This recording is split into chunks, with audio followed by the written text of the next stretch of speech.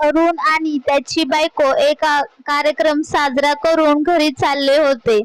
रात्रीची वेळ होती आणि अचानकपणे पाऊस सुरू होतो. तसे ते दोघे गाडीत होते, त्यामुळे त्यांना पावसाचा काही प्रॉब्लेम नव्हता. तरीही गाडी चालवताना अरुणला अडचण येत होती आणि दोघेही खूप थकलेले होते. त्यामुळे कधी एकदाच घरी जाईल असं त्या दोघांना झालं होतं. अरुणची बायको बोलते, या पावसाला पण आत्ताच यायचं होतं का? किती वेळ लागेल हो अजून घरी जायला? तेव्हा अरुण बोलतो, अगं पावसाचं काय आपल्या हातात असतं का? वेळ आहे अजून, तू झोप निवांत, पोचू आपण व्यवस्थित. पण तिला कसली झोप येते? तेवढ्यात त्यांना रस्त्याच्या कडेला एक आजी दिसतात. बहुतेक त्या भीक मागून खात असाव्या. एका तुटक्या झोपडीत होत्या त्या. ती झोपडीतून पावसाचे पाणी आत येत होते. तशाच एका कोपऱ्यात त्या बसल्या होत्या. अरुणला त्यांची दया येते. त्याने येताना एक छत्री आणलेली असते, नवीनच असते ती, त्याने एकदाही वापरलेली नसते.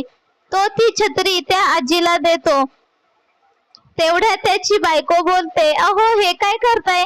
कशाला देताय? नवीन आहे ना? आणि एवढ्या कुठे भिजतात त्या? थोडेसे तर शिंतोडे अंगावर येतात पाण्याचे.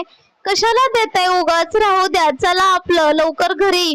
अरुण बोलतो की जाऊ दे ग, त्यांना येईल उपयोगाला. असं बोलून तो ती छत्री देतो आणि थोड्या वेळात ते घरी पोहोचतात. या गोष्टीला एक आठवडा होतो. परत त्या रस्त्यावरून ते दोघे जातात. योगायोगाने तेव्हाही पाऊस असतो. अरुणला आनंद असतो की त्याच्यामुळे कोणाची तरी मदत झाली, म्हणून तो आठवणीने त्या झोपडीकडे जाताना पाहतो. तर त्या आजी झोपडीत असतात, पण त्या पहिल्यासारख्या असतात, त्यांच्याकडे छत्री नसते. त्याची बायको बोलते, बघा काय उपयोग झाला का तुमचा?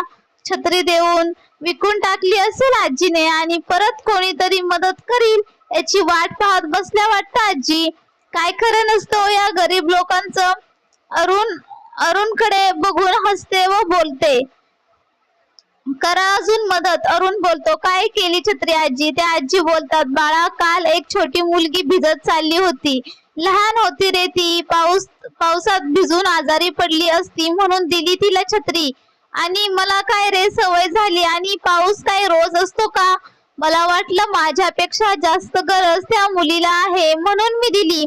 हे ऐकून अरुणच्या बायकोच्या डोळ्यात पाणी येतं व स्वतःलाच स्वतःची लाज वाटू लागते. ती बोलते, मला माफ करा आजी, मी तुम्हाला चुकीचं समजलं, जाऊ दे बाळा. असं बोलून आजी दोघांना आशीर्वाद देते. जाताना अरुण तिला बोलतो, पाहिलं गरीबाकडे काहीही नसेल ना तरी श्रीमंतापेक्षा जास्त माणुसकी असते. तू आपल्याकडे सर्व काही असताना एक साधी छत्री देण्यासाठी नको बोलत होती. त्या आजीकडे काहीही नसताना फक्त एक छत्री होती आणि त्यांनी कोणताही विचार न करता लगेच दिली. हा फरक आहे तुझ्यात आणि त्यांच्यात.